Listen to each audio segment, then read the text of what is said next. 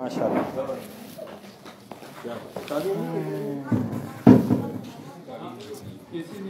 इसके बाद अपने स्टेज पर स्टाफ की जानिब से दावत देता हूँ मसूद साहब को कि वो स्टेज पर रहें और अपने ख्यालात का इज़हार करें।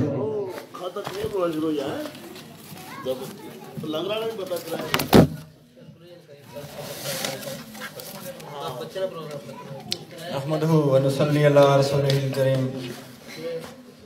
अम्मा बाद फ़अऊज़ु बिल्लाहि मिनश शैतानिर रजीम। बिस्मिल्लाहिर रहमानिर रहीम। जनाब सदर तकरीब और सरबरा इदारा हाज़ा मोहतरम यूनुस साहब, स्टेज पर बैठे हुए मेल स्टाफ मेंबर्स और सामने बैठी हुई फीमेल स्टाफ मेंबर्स, अज़ीज़ तलबा तालिबात, अस्सलामु अलैकुम। उदाना सुबुल ख़त्म रसुल मौलाए कुल जिस्म गुबारे हरा को बख्शा फ़रोग़े वादी सीना, निगाहे इश्क़ व मस्ती में वही अव्वल वही आखिर, वही कुरान वही फ़ुरक़ान वही यासीन वही ताहा।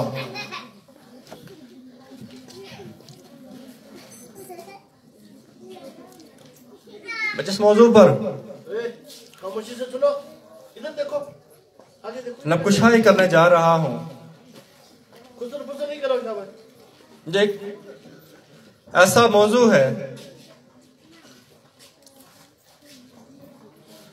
कि नबी पाक सल्लल्लाहु अलैहि वसल्लम का नाम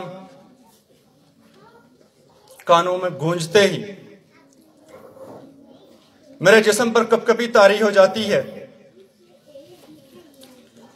मेरे जज्बात मचलने लगते हैं और आंखों में नमी आया हो जाती है।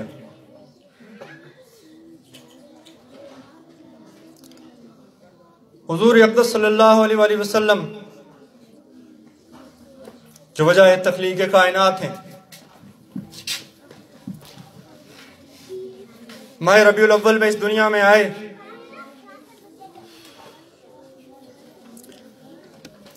आपका आना और उससे कबल भी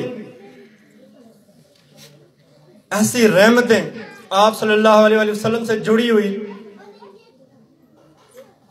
कि जिनका अगर मैं तज़किरा करना चाहूं तो शायद अल्फाज खत्म हो जाएंगे, मैं उसका अहाता नहीं कर सकता। नबी पाक सल्लल्लाहु अलैहि वसल्लम जब हज़रत आमना के बतन में थे तो फरमाती हैं, मैं चलती थी तो मुझे महसूस होता था कि दरख्त मुझे सलाम करने आ रहे हैं। मैं चलती थी तो मेरे कदमों के नीचे आने वाले पत्थर नरम हो जाते थे और मुझे लगता था मेरे कदमों के नीचे पत्थर नहीं, रुई है। फिर जब हलीमा सादिया मक्का तशरीफ लाई तो सबसे आखिर पे आई।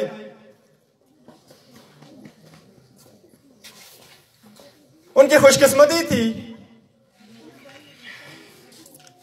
कि वो हज़रत अब्दुल्ला के घर तशरीफ लाई और जिस बच्चे को उन्होंने परवरिश के लिए चुना, उन्हें भी इस बात का अंदाजा नहीं था कि यह बच्चा किस कदर करामात का हामिल है। उनकी घोड़ी सबसे कमजोर, सबसे लागर, जब वो उस बच्चे को लेकर रवाना हुई तो उनकी वो घोड़ी सबसे पहले अपनी मंजिल पर पहुंची। उनकी बकरियों का दूध ज्यादा हो गया, हर तरफ नूर ही नूर।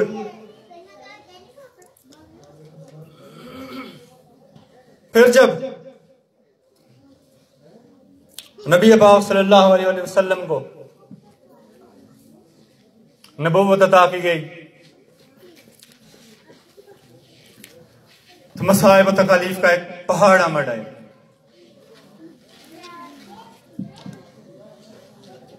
बेशुमार तकालीफ, ताइफ में जब पत्थर पड़े, जूते खून से भर गए, तो मलकुल जिबाल,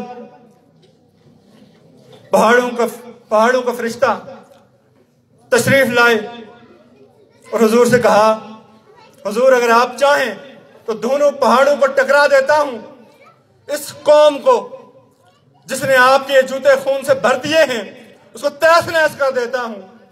हुजूर ने कहा नहीं नहीं, ऐसा नहीं करना।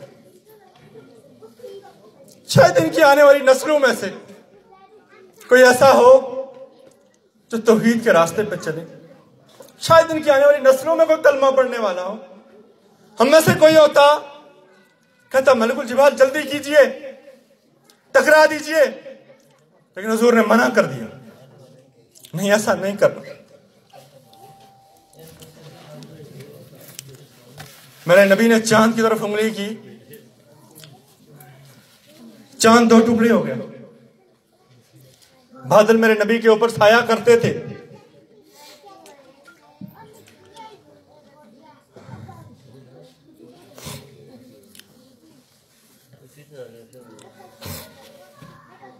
मेरा वो नबी, कुर्बान जाओ उस नबी पे से। और फिर अगर बात करें मेरे नबी की तालीमात की,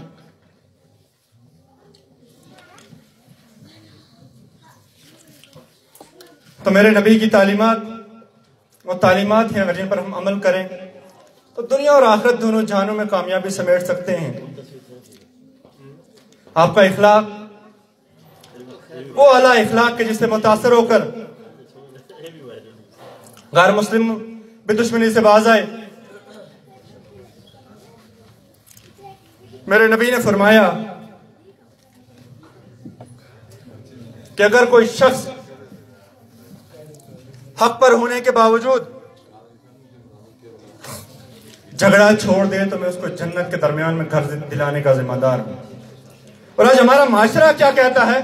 हमारा माशरा यह कहता है कि अगर झगड़ा छोड़ोगे तो कमजोर करार पाओगे।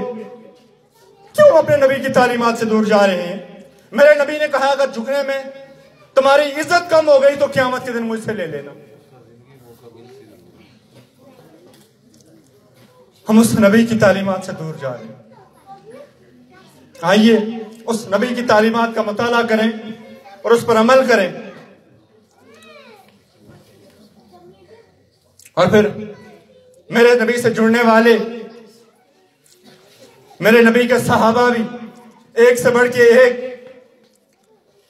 यारे गार हजरत अबू बकर सिद्दीक रजी अल्लाह ताला अन्हु, उनके लिए फरमाया मैंने दुनिया में सारे लोगों की नेकियों का एहसानात का बदला चुका दिया, लेकिन अबू बकर आपके एहसानात का बदला नहीं चुका सका।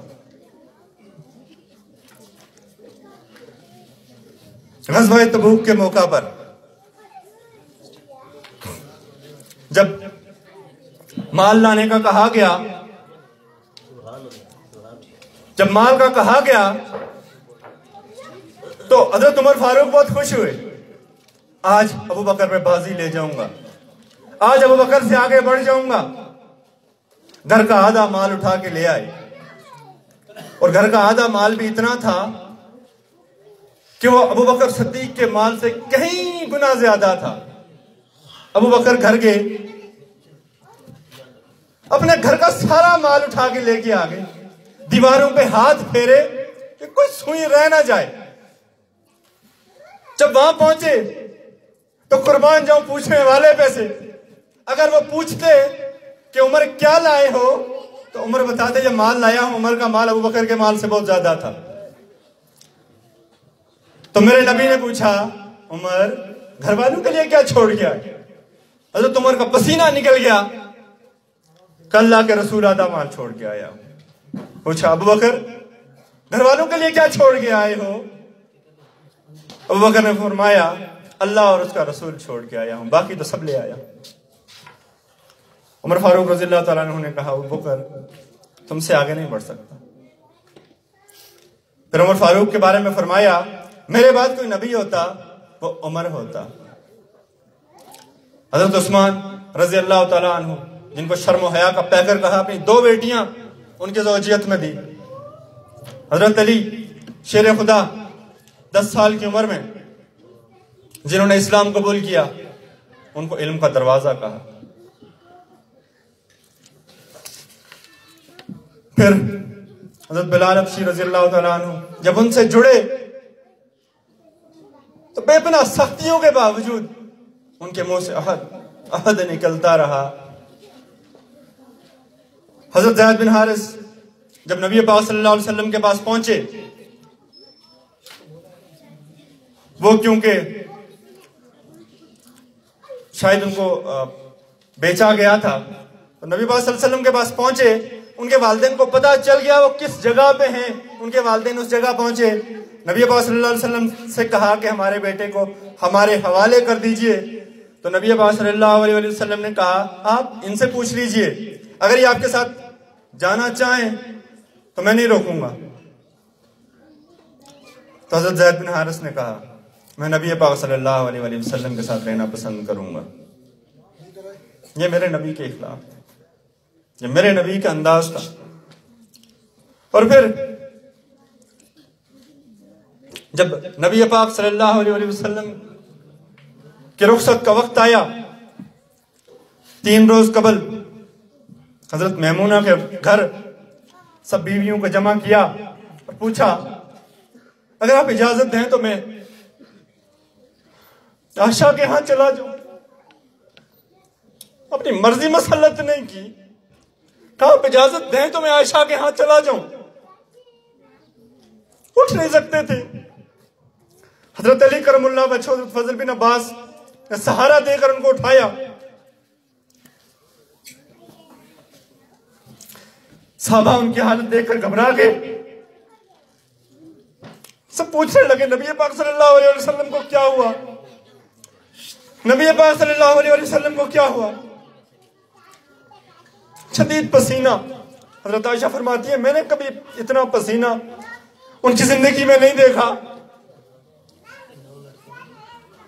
उनकी जुबान पे बस एक ही बात थी, ला इलाहा इल्लल्लाह, ला इलाहा इल्लल्लाह।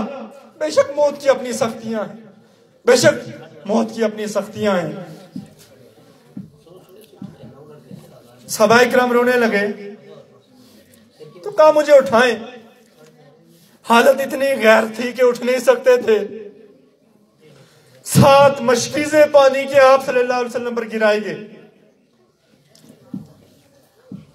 उठकर मस्जिद में तशरीफ ले गए और फिर फरमाया, तुमसे मेरी मुलाकात की जगह ये नहीं है,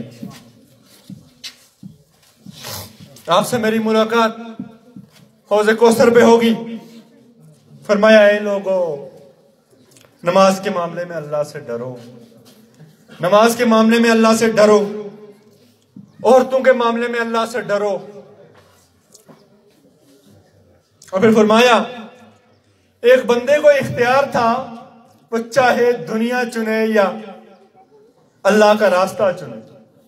अबू बकर ज़ारो कतार रोने लगे। साहबा को नागवार गुजरा कि हुजूर की बात, हुजूर की कथा कलामी कर रहे हैं। अबू बकर रोते क्यों ना? वो शख्स जिसके लिए यह दुनिया बनी, उसके कपड़ों पे पैबंद, 3 दिन भूख के आलम में, गज़वा तबूक के मौका पर बाकी साहबा के पेट पर एक पत्थर, मेरे नबी के पेट पर 2 पत्थर। भूख की हालत में हजरत फातिमा तशरीफ लाती हैं, आगे कहती हैं, नबी मुझे भूख लगी है। तो मेरे नबी कहते हैं, मैंने 3 दिन से कुछ नहीं खाया। वो बकर क्यों ना रोते? इनको इख्तियार दिया गया और अल्लाह का रास्ता चुना। अबू बकर को छोड़ दो, अबू बकर को छोड़ दो। अबू बकर को रहने दो। फिर अब्दुर्रहमान मैंने औफ के हाथ में मिसवाक देखा, इतनी सख्त नहीं थी कि मांग सकते। हजरत आयशा ने उनकी नीयत भांप ली, मिसवाक हुजूर के मुंह में डाला, सख्त था, चुबा नहीं सकते थे। हजरत आयशा ने अपने मुंह में डाला, चुबाया और फिर नबी पाक सल्लल्लाहु अलैहि वसल्लम के मुंह में डाल दिया। हजरत आयशा कहती हैं, मेरा लाबेदन वो आखिरी गजा थी जो नबी पाक सल्लल्लाहु अलैहि वसल्लम के पेट में गई। और फिर जिब्राइल अमीन आते हैं, आगे कहते हैं, अल्लाह के रसूल मलकुल मौत आए हैं। इससे पहले किसी से इजाजत नहीं ली, इजाजत चाहते हैं और कहा अल्लाह आपकी मुलाकात का शौक रखते हैं। और अल्लाह कहते हैं जाके मेरे नबी से पूछें, अगर आना चाहे तो ले आना, रहना चाहे तो छोड़ आना। कुर्बान जाऊं उस नबी पे से। कहा जिब्राइल जाए अल्लाह से पूछ के आए मेरे बाद मेरी उम्मत का क्या हो। मेरे नबी को बस उम्मत की फिक्र, नहीं पूछा मेरे बाद मेरे हुसैन के साथ क्या होगा, मेरे बाद मेरे अहलो अहयाल के साथ क्या होगा। कब जाए जिब्राइल अल्लाह से पूछ के आए मेरे बाद मेरी उम्मत का क्या होगा। जिब्राइल अमीन गए, अल्लाह के सामने वो सवाल रखा, वापस आके नबी पाक सल्लल्लाहु अलैहि वसल्लम से कहा कि अल्लाह कहते हैं उम्मत मेरे हवाले। कहा मेरी आंखें ठंडी हैं, अब मेरी आंखें ठंडी हैं, बेशक मलकुल मौत मेरा रूह कब्ज कर लें। फिर नबी पाक सल्लल्लाहु अलैहि वसल्लम का विसाल हो गया। हजरत उमर की तलवार म्यान से निकल आई और उन्होंने कहा खबरदार, किसी ने कहा कि नबी पाक सल्लल्लाहु अलैहि वसल्लम का विसाल हो गया है, वो हमसे मुलाकात के लिए फिर आएंगे। इसी असना में अबू बकर सिद्दीक रज़ी अल्लाह तआला अन्हु बाहर आए और अवाम से कहा कि नबी पाक सल्लल्लाहु अलैहि वसल्लम का विसाल हो गया है, क्योंकि अल्लाह की ज़ात है जो बाकी रहेगी, बाकी जो भी इस दुनिया में आएगा उसने जाना है। हज़रत उमर फारूक की तलवार उनके हाथ से गिर गई। जब मेरे नबी की तदफीन हुई तो हज़रत फातिमा रज़ी अल्लाह तआला अन्हु ने सहाबा से पूछा, वो हाथ कहाँ से लाए थे जिन हाथों से आपने नबी पाक सल्लल्लाहु अलैहि वसल्लम के जिस्म पे मट्टी डाली होगी। तो उस वक्त तकदीर इस सवाल पर मुस्कुरा रही थी कि जिस नबी इस दुनिया में आना है उसने जाना है, रहना किसी ने नहीं है। सिर्फ एक अल्लाह रब्बुल इज़्ज़त की जात है जिसको फना नहीं। तो एक ऐसा मौजू है जिस पर अगर बात की जाए तो ये बात खत्म होने वाली नहीं है। बहरहाल मैं इन अल्फाज के साथ इजाजत चाहूंगा और आखिर में आप सबसे रिक्वेस्ट करूंगा कि काइंडली नबी की जिंदगी का मुताला करें और उसको अपनाने की कोशिश करें।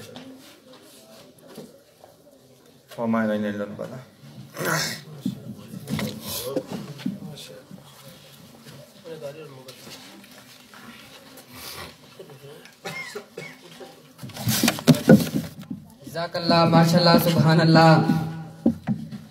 ये थे इदारा आज़ा की तरफ से महसूद साहब, जो कि आपने नूरानी आवाज से हमारे क़ुलूब ज़हन को मुनव्वर फरमा रहे थे। सजदाए इश्क हो तो इबादत में मजा आता है, सजदाए इश्क हो तो इबादत में मजा आता है, हाल सजदों में तो दुनिया ही बसा करती है। इसके बाद मैं दावत दूंगा कारी आफ्ताब साहब को कि वो स्टेज पर आए और अपने नूरानी आवाज से हमारे क्लब जहान को मुनव्वर फरमाए। कारी आफ्ताब साहब।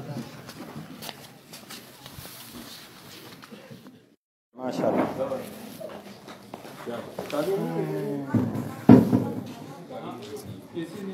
इसके बाद अपने स्टेज पर स्टाफ की जानिब से दावत देता हूँ मसूद साहब को कि वो स्टेज पर रहें और अपने ख्यालात का इज़हार करें।